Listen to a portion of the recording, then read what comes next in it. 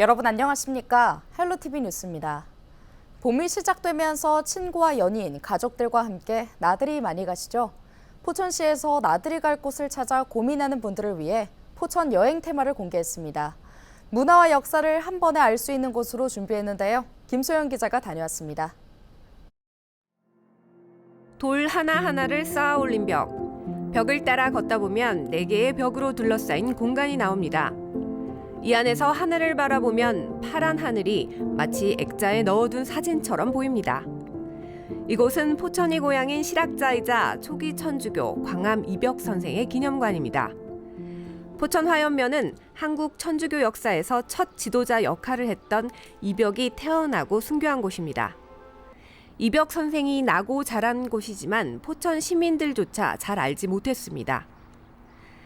지난 2000년대 후반부터 확인 절차를 거쳐 지난 2023년 뒤늦게 성지로 선포되었습니다.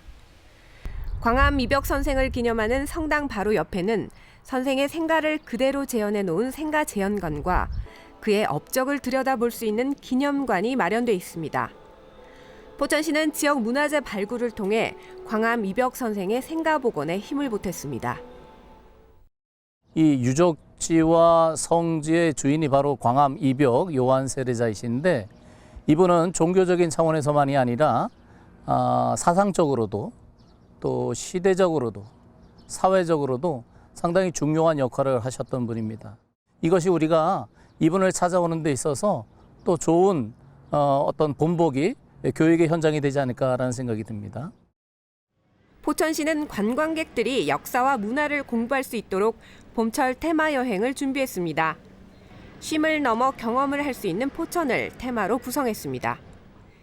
이벽 선생 생가 재현관과 함께 매년 5월이면 포천천을 따라 불을 밝히는 포천 물골전 등 옛 모습 그대로를 재현하는 포천향교 성년식 등 봄에 맞는 여행 테마를 콘셉트로 잡았습니다. 포천 많은 분들이 찾아주시는데요. 보통 먹을거리, 그다음에 캠핑장이나 이렇게 천혜의 자연 환경 같은 그런 볼거리들 위주로 생각을 많이 하세요. 그래서 올해 포천 여행의 테마는 문화로 잡았습니다. 그래서 마음도 가득 채워가 봄 이렇게 잡고요. 그거와 관련해서 문화유산 활용해서 참여하실 수 있는 다양한 프로그램들 소개해드리고자 하였습니다. 포천에는 선사시대 유적부터 6.25 전쟁의 흔적 등 88개의 문화유산이 있습니다.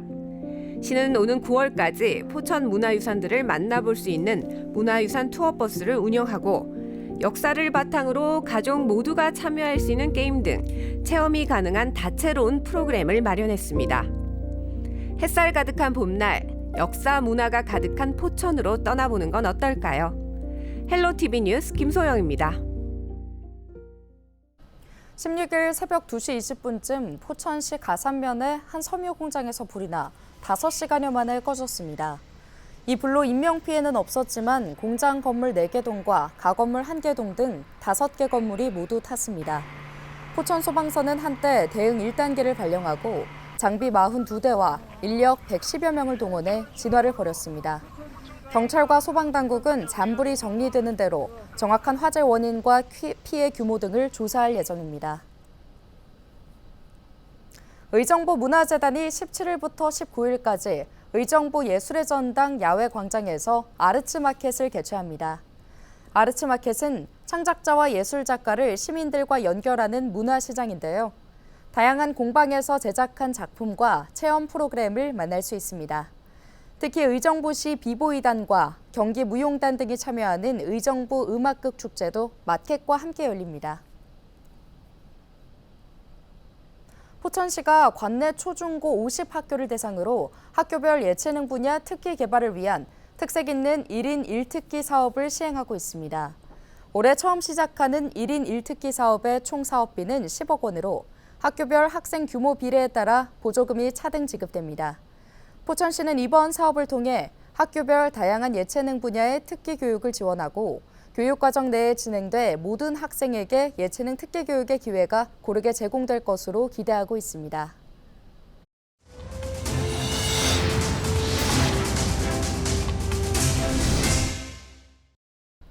22대 국회 전반기를 이끌 국회의장 후보로 더불어민주당 우원식 의원이 선출됐습니다. 이번 경선 사실상 본선이나 마찬가지인 셈인데요. 이세진 기자가 결과를 정리했습니다. 더불어민주당 우원식 의원이 22대 첫 국회의장직을 눈앞에 뒀습니다. 16일 열린 민주당 당선인 총회에서 국회의장 후보로 결정된 겁니다. 오선 의원은 전체 169표 가운데 과반의 선택을 얻어 또 다른 후보였던 6선 추미애 당선인을 누르고 선출됐습니다. 22대 민주당 당선인들께서 힘을 모아주셔서 저에게 큰 숙제 또 일을 맡겨주셔서 정말 영광스럽게 생각하고 당초 이번 경선을 두고는 여러 말이 오갔습니다. 이딴 후보들의 사퇴 이후 당 기류가 추미애 당선인 쪽으로 돌아섰다는 예측도 나왔지만 결과는 달랐습니다. 선수는 관례일 뿐이라며 후보직을 끝까지 수행한 의원은 의장직에 한 발 올라선 소감에서 민심의 뜻을 강조했습니다. 특히 이 자리에서 중립이 몰가치가 돼선 안 된다. 국회의장은 단순한 사회자가 아니어야 한다는 말로 자신의 역할을 재정의하기도 했습니다. 민심의 뜻을 따라서 국회가 할 일을 해야 된다 이렇게 생각합니다. 민주당 출신의 국회의장이 또 부의장과 함께 끌어가는 국회는 반드시 나라를 나라답게 하고 국민을 살기 좋게 하는 그런 국회가 될 것입니다. 한편 과반 득표로 당선되는 국회의장은 원내 1당 후보가 맡는 것이 관례로 다음 달 22대 국회 본회의에서 표결을 거쳐 최종 결정됩니다. 이날 민주당 국회 부의장 후보는 22대 국회에서 4선이 되는 이하경 의원이 선출됐습니다. 헬로티비 뉴스 이세진입니다. 부천과 인천 부평 일대에서 신용카드 단말기에 허위 정보를 입력하는 방법으로 업주들을 속여 주점과 식당에서 돈을 내지 않은 남성이 경찰에 붙잡혔습니다. 부천 원미경찰서는 16일 상습 사기 혐의로 40대 남성 A씨를 구속했습니다. A씨는 지난달 26일부터 지난 8일까지 부천과 인천 부평구 일대를 돌며 주점과 식당 26곳에서 모두 41차례에 걸쳐 술을 마시거나 식사를 한 뒤 비용 800만 원을 내지 않은 혐의를 받고 있습니다. 당시 A씨는 실물 카드 없이도 업소 단말기에 카드 정보를 입력하면 비용을 지불할 수 있는 이른바 키인 결제 방식을 악용해 범행한 것으로 드러났습니다. 이번 사건의 피해자는 주로 60대에서 70대로 카드 단말기 작동법이 미숙한 영세 자영업자가 대부분이었고 피해 업주 대부분은 경찰이 수사에 나서기 전까지 피해 사실 자체를 인지하지 못했던 것으로 파악됐습니다. 이에 대해 경찰은 업주들을 상대로 실물 카드 없이 카드 단말기를 조작하는 사기 수법을 경계할 것을 당부했습니다. 경기도가 약 1억 8천만 원의 지방세 납부를 회피하려 배우자 명의로 사업자 등록을 한 악성 체납자를 적발했다고 밝혔습니다. 도는 지난 2월부터 4월까지 지방세 1억 원 이상 체납자 1,274명을 대상으로 조사를 진행했는데요. 이번에 적발된 A씨는 체납으로 강제 집행이 예상되자 본인이 운영하던 사업자를 폐업하고 배우자와 특수 관계인 명의로 사업자를 등록한 것으로 밝혀졌습니다. 도는 A씨에게 벌금 상당액 2천만 원을 통고 처분했는데요. 벌금을 기간 내 납부하지 않으면 관할 검찰에 고발할 예정이며 체납액도 해당 지자체와 협력해 징수할 예정입니다. 경기도가 고금리와 고물가로 어려움을 겪는 도민들을 위해 지역 상권 할인 등을 담은 경기 살리고 사업을 진행합니다. 이번 행사는 민생회복 레츠고 프로젝트의 첫 번째 사업인데요. 우선 17일부터 전통시장과 골목상권 등 지역 상권 155곳에서 지역 축제와 연계해 다양한 즐길 거리를 제공하는 한편 페이백과 경품 이벤트 등 판매 촉진 프로그램을 운영합니다.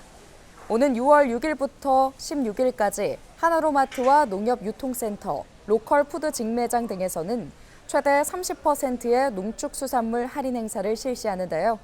지역 화폐는 오는 8월 말까지 할인율을 기존 6%에서 7%로 높입니다. 이번 프로젝트를 통해 지역 상권 방문 고객 수와 매출액이 각각 30% 이상 증가할 것으로 기대하고 있습니다. 특히 침체된 경기를 활성화할 수 있는 모멘텀을 만들고 7, 8월 휴가철과 9월 추석까지 경기 활력의 분위기를 이어나가도록 하겠습니다. 인천시가 아동학대 예방을 위한 교육 전담 운영 체계를 구축하고 예방교육을 강화합니다. 이에 따라 인천시는 올해부터 인천시 아동보호 전문기관에서 신고 의무자와 일반 시민 대상 등을 대상으로도 교육하고 정기 모니터링을 실시하기로 했는데요. 또 아동보호 전문기관 한 곳을 확충해 6곳으로 확대하고 예방교육 강사를 82명에서 100명까지 확충하는 한편 학대 예방과 대응을 위한 기반 시설을 추가할 예정입니다.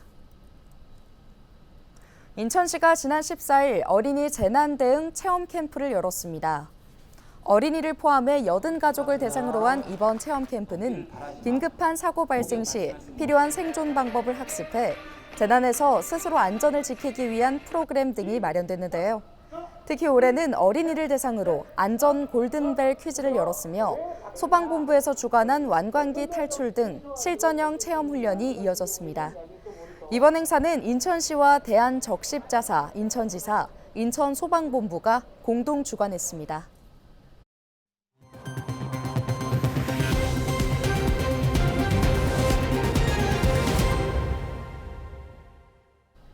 지난 15일 강풍주의보가 내려졌던 인천에서 피해 신고 16건이 접수됐습니다.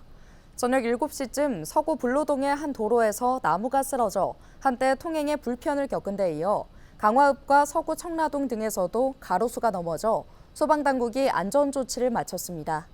또 옥상 구조물이나 가로등, 공사장 펜스, 인도에 설치된 햇빛 가리개 등이 쓰러질 위험이 있다는 신고가 잇따라 접수됐습니다. 인천 전역에 내려졌던 강풍주의보는 밤 11시쯤 해제됐습니다. 투자 유치를 위해 미국을 방문 중인 김동연 경기도지사가 애리조나 통상공사에서 케이트옵스 애리조나 주지사를 만나 우호 협력 협약을 체결했습니다. 이로써 애리조나주는 텍사스와 미시간, 캘리포니아에 이어 경기도와 우호 협력 관계를 맺은 미국 내 4번째 주가 됐는데요. 두 지역은 기업 교류와 첨단 산업, 기후위기 등에 협력하기로 했습니다. 특히 교류 협력의 첫 번째 사례로 이날 경기도에 있는 차세대 융합기술원과 한양대는 애리조나 주립대에 반도체 분야 국제기술 공동개발을 위한 의향서를 전달했는데요. 의향서에는 반도체 분야 공동연구개발 과제 발굴과 인프라 공동활용 등의 내용이 담겼습니다. 서울시가 시민들의 주택 공급 예측을 돕기 위해 아파트 입주 물량 외에 재개발, 재건축 등 정비 사업 추진 현황도 주기적으로 공개하기로 했습니다. 서울시는 현재 매년 2월과 8월 등 6개월에 한 번 2년 이내에 입주 가능한 아파트 물량을 분석해 공개하고 있는데요. 앞으로는 서울시 아파트 공급 물량의 60% 이상을 차지하는 정비 사업 부분에 대해서도 추진 현황을 공개하기로 했습니다. 주요 제공 항목은 도시정비법에 따른 재개발, 재건축 사업과 소규모 정비에 따른 가로주택, 자율주택, 소규모 재건축 사업의 구역별, 자치구별 추진 현황 등입니다. 경기도는 16일 지난해 21곳에 주차 환경 개선 사업을 한 결과 불법 주정차 단속 건수가 17% 감소한 것으로 나타났다고 밝혔습니다. 주차 환경 개선 사업은 주거 밀집지 등 주차난 지역에 대규모 공영 주차장을 조성하거나 오래된 주택을 활용해 소규모 주차장을 만들고 학교 등 부설 주차장을 무료로 개방하면 시설비를 지원하는 사업인데요. 경기도는 지난해 공영 주차장 13개, 자투리 주차장 5개, 무료 개방 주차장 3개 등 21개 사업에 총 사업비 1,159억 원을 투입해 2,400면 이상의 주차 공간을 확보했습니다. 도는 각 주차장 조성 전후 2개월간 주차장이 위치한 행정동의 불법 주정차 단속 건수를 집계한 결과 단속 건수가 조성 전 14,900여 건에서 조성 후 12,300여 건으로 17%가 감소한 것으로 나타났습니다. 인천시가 1억 플러스 아이드림 사업의 일환으로 시행 중인 임산부 교통비 지원 사업 신청 기간을 출산일로부터 3개월까지로 확대합니다. 지난달부터 시행 중인 임산부 교통비 지원 사업은 임산부 1인당 50만 원을 인천이음 교통비 포인트로 지급하는 사업인데요. 교통비 포인트는 인천이음 앱 호출을 통한 택시 요금이나 주유비, 대중교통에서 사용할 수 있습니다. 뉴스 마칩니다. 고맙습니다.